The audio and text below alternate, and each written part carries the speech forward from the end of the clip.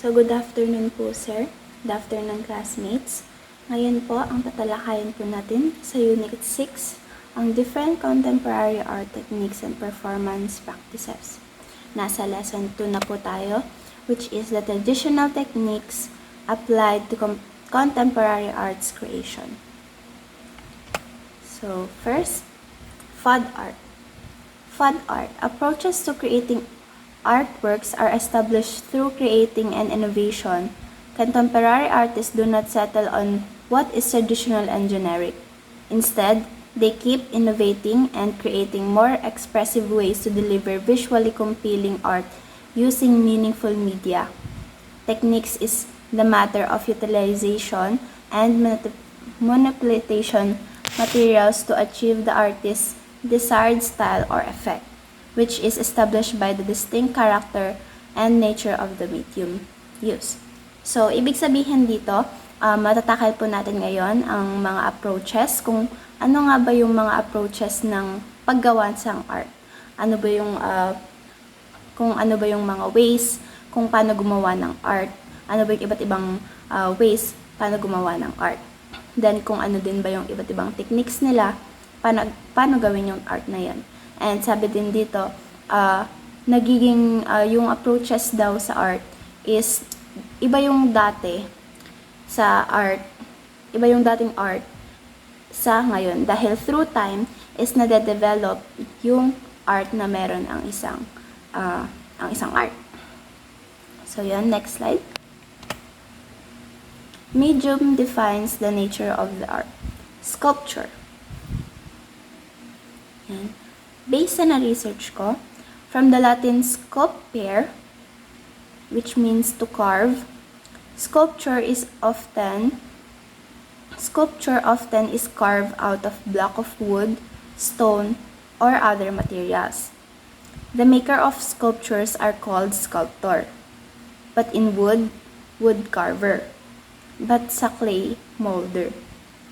So, which means, sabi lang doon, ang Latin word ng sculpture is sculptor, meaning to carve.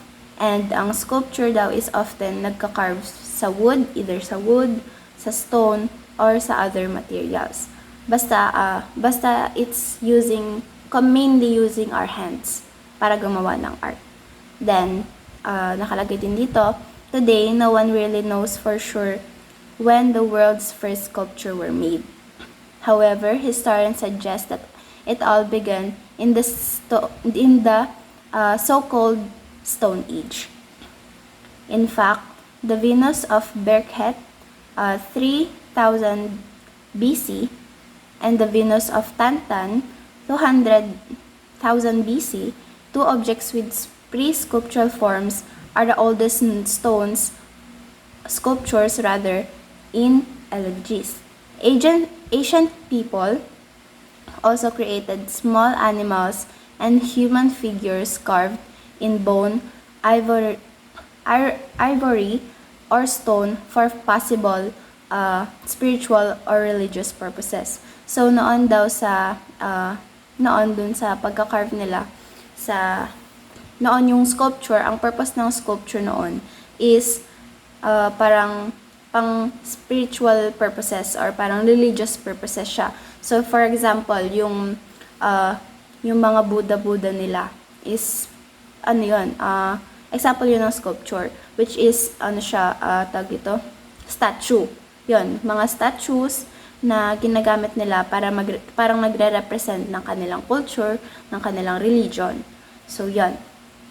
So Francisco Auguste René Rodin was a French sculptor, generally considered the founder of modern sculpture. He was so called traditionally and took a craftsman-like approach to his work. So, yan siya. Basically, siya yung founder ng modern sculptures. So, halimbawa na lang ng modern sculptures is yung mga tawag dito. Yan, katulad ng example sa una. Is yan yung mga modern sculptures na madalas natin nakikita minsan sa mga museum, which is, doon lang natin minsan nakikita yung mga sculptures na modern. So, yan. So, next, architectures. Architecture shapes our physical environment, creates a sense of identity and place, improves our quality of life, and supports economic development. Architect plays a critical role in designing the buildings and public spaces that are not only functional but also beautiful and sustainable. So, ibig sabihin, ang architecture is ito yung nagsishape ng isang lugar and parang may identify natin ang isang lugar dahil nakikilala natin ang isang ang pagkakagawa ng isang architecture. Kung paano yung pagkakagawa dun sa bahay na yon. Because ang architecture is, alam naman natin architecture is ito yung mga construction ng bahay, paano nagagawa yung bahay sa building, hindi lang naman sa building, hindi lang, basta yung surroundings natin, yung mga building, yung mga tinitirahan natin, yung mga pinapasyalan natin, yun is an example of architecture. And sabi nga dyan, it shapes our physical environment and creates a sense of identity in a place. So, sa katulong ng architecture is nakikita natin or na-identify natin ang isang place. And merong different types ng architecture.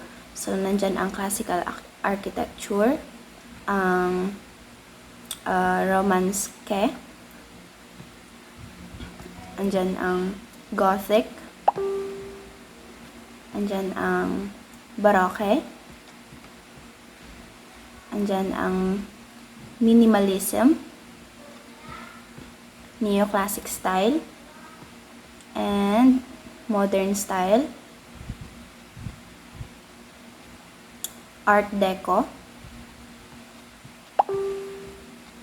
High-tech, Biotech, Deconstructivism, Craftsman, and yun. So, yun yung mga examples ng architecture. So, si Vitruvius Polio is often considered as the first recognizable architect, known as a great Roman writer, engineer, and builder. So, siya yung recognizable architect ng architecture. And people have always needed shelter and wanted a place to call home after all.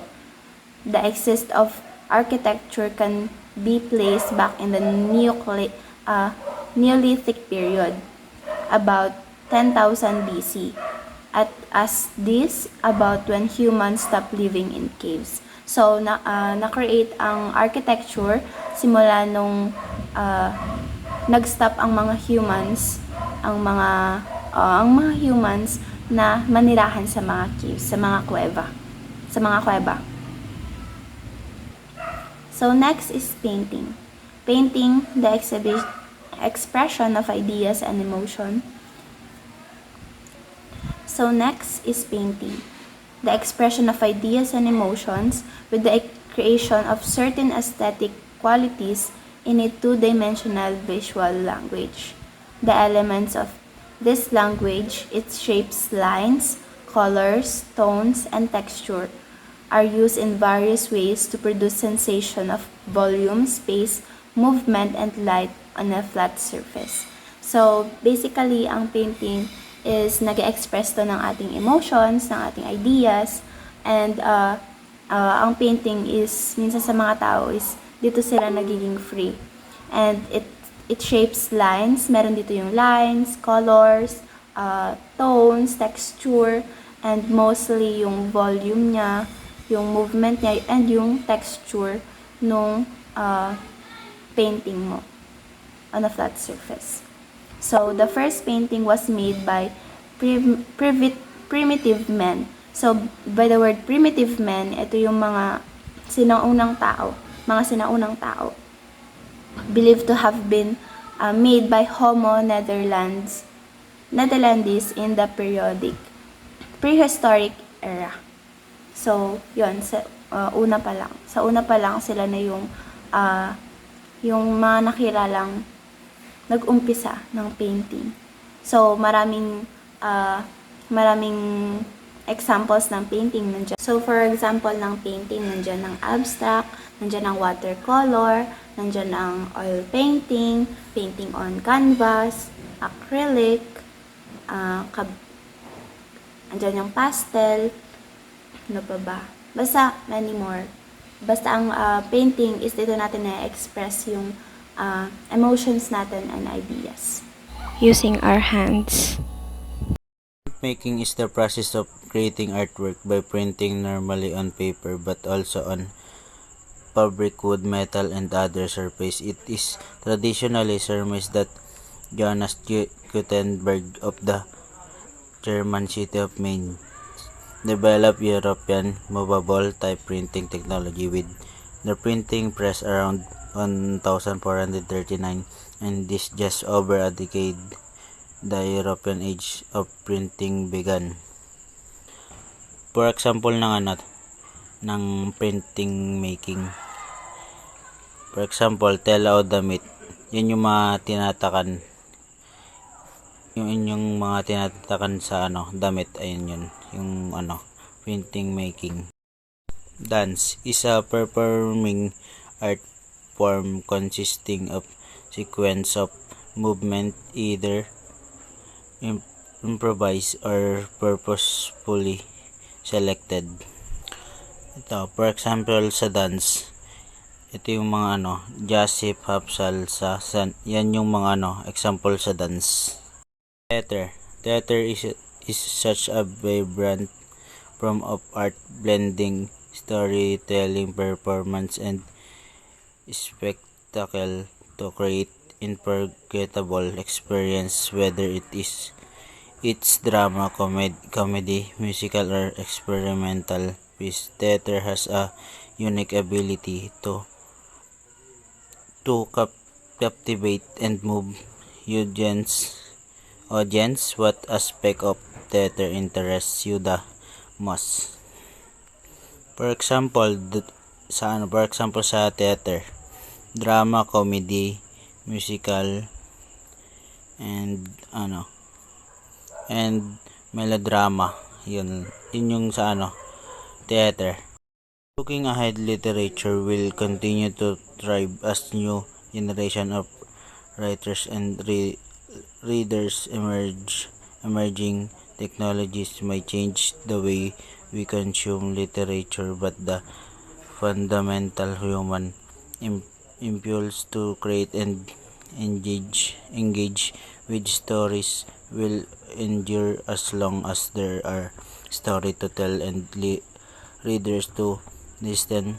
Literature will remain a vibrant and essential part of human culture. For example, sa literature, memory, journalism, letter, diary, history, philosophy, economics, scientific nature, and technical writings. So next is music. It is the art of sound in time that express ideas and emotion in significant forms through the elements of rhythm, melody, harmony, and tones, or sounds employed, occurring the single line melody or multiple lines harmony, which compose harmony, and sounded or to be sounded by one or more voices or instruments, or both. So, ang music is nanggagaling siya sa mga instruments, nanggagaling siya sa ating voice. Basically, ang music, it comes from ourselves and we make music. So, we can make music by using instruments na katulad ng gitara, katulad ng drum, katulad ng flute, katulad ng violin. So, lahat ng mga instruments is ginagamit siya for music. And ganun din yung mga boses natin, is ginagamit natin siya for music. And music first arose in the Paleolithic period through it remains unclear as to whether this was the middle 300 up to 50 BP and the upper Paleolithic 50 to 12 BP. So nag-start ang music noong Paleolithic period, noong Middle Paleolithic period or nung Upper Paleolithic period. So next naman ang photography or film. So dito naman sa photography or film, dito sa photography we use cameras.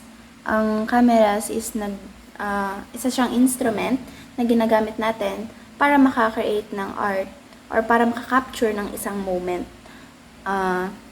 Ang photography is isa siyang paper na nandun yung image ng moment na gusto nating i-capture, which is kunwari maging happy moment. Ang photography kasi gumagamit tayo ng mga instrument, while sa film naman, although gumagamit din tayo ng instrument sa film, but ang pagkaiba ng photography tsaka film is ang photography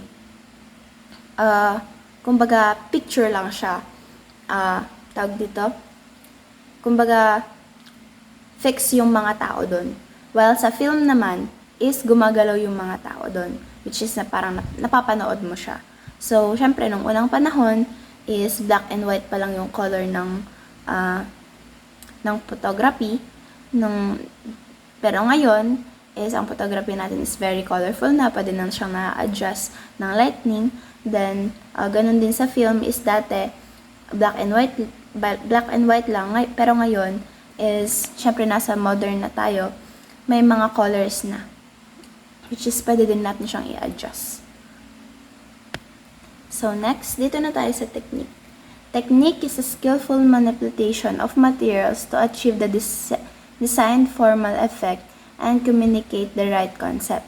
So dito sa first technique is it takes skills and materials para ma-achieve natin yung isang art na gusto natin, para makuha natin yung effect na gusto natin, para malabas yung gusto nating mai-portrait or parang maipakita sa mga audience, para mabigay yung right concept. So second, artistic styles influence the choice of technique, either modern style or neoclassic style. So ang technique is, ang mga artists is gumagamit na sila ngayon or pumipili na sila ng mga technique nila na pwede nilang parang paggayahan.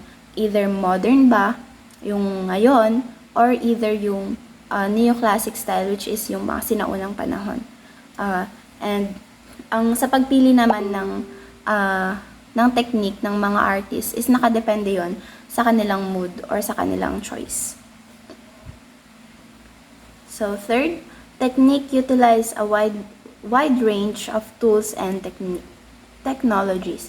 So alam naman natin ngayon na dito sa modern society na natin is more on technologies na tayo, which is lalo na sa paggawa ng photography, sa paggawa ng film, halos lahat is pwede na tayong gumamit ng technology sa paggawa ng art. And mangilan-ngilan na lang yung mga gumagamit ng technique na gumagamit sila ng tools, like yung sa pagpipainting, gumagamit sila ng mga modern, yung mga sinaunang like gumagamit sila sa Canva, gumagamit sila ng mga paintbrush, but sa modern ngayon is pwede na tayong mag-painting gamit ang ating mga tablet, gamit ang ating mga phone, basta meron kang parang sa Apple Pen, ganon, which is pwede ka nang makagawa ng art doon. So, fourth, traditional techniques including carving, skill screen, analog, photography, and filmmaking. So, dito siya sa traditional techniques, including carving, is yung carving nga. Ang carving is included siya sa sculpture.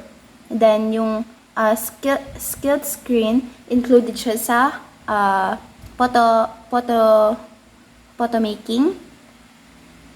Then, sa analog, ito yung sa analog, ito yung parang mga mga visual na arts, katulad nito, katulad ng mga yan. And photography naman, alam na naman natin ang photography is dito yung mga tinitik natin yung mga moments na gusto natin din, katulad din ng filmmaking. Ito yung mga traditional techniques. Yan yung mga traditional techniques. So, while naman sa contemporary technique include digital photography, digital filmmaking, music production, industrial design, and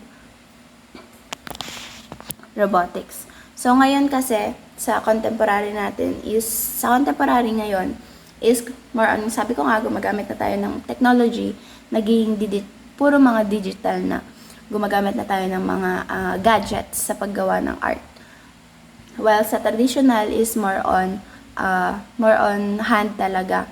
More on ikaw talaga gagawa. Well, sa contemporary naman is pwede na tayong gumawa na lang sa ating mga cellphones, sa ating mga gadgets. So, yan.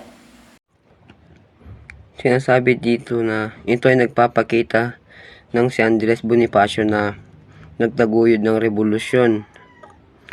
And nilalarawan din dito yung pag-aalsa ni Andres Bonifacio nung laban sa mga dayuhan dati. And yung mga ginamit na linya at kulay, ipinapahayag nito yung pagiging mabagsik at masiglang revolusyon gamit sa modernong estilo. Parang pinapano dun yung pinapakita sa mga linya at kulay na matapang si Andres Bonifacio. Carlos Botong Francisco, ipinanganak siya noong November 4, 1912 at namatay siya noong March 31, 1969. Ang mga works na ginawa ni Carlos Francisco ay ang National Museum of Fine Arts sa Manila at ang Manila City Hall, kaya nabansagan siyang pambansang sining ng Pilipinas. Bonifacio Monument. Ang Bonifacio Monument ay tinayo noong panahon ng Espanya nang sinasakop ng Espanya ang Pilipinas. Sa pangunguna ni Guillermo Tolentino, itinayo ito noong 1933 matatagpuan ito sa Caloocan City. Naglalarawan ang monument sa mga leader na ng katipunan na si Andres Bonifacio. Ang Bonifacio Monument ay simbolo ng pagkakaklanlan ng mga Pilipino para sa kalayaan noong pananakop ng Espanya. Guillermo Tolentino, ipinanganak noong January 24, 1890 at namatay noong July 12, 1976. Siya ay binansagan bilang pambansang sining ng bansang Pilipinas. Siya ay kilala sa paggawa ng rebulto at siya rin ang gumawa ng gintong aklat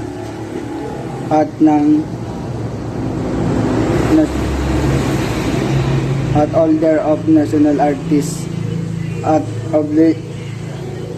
oblation. Ang oblation ay simbolo ng paglilingkod sa bayan at pagpapahalaga sa kanya bilang isang alagad ng sining ng Pilipinas.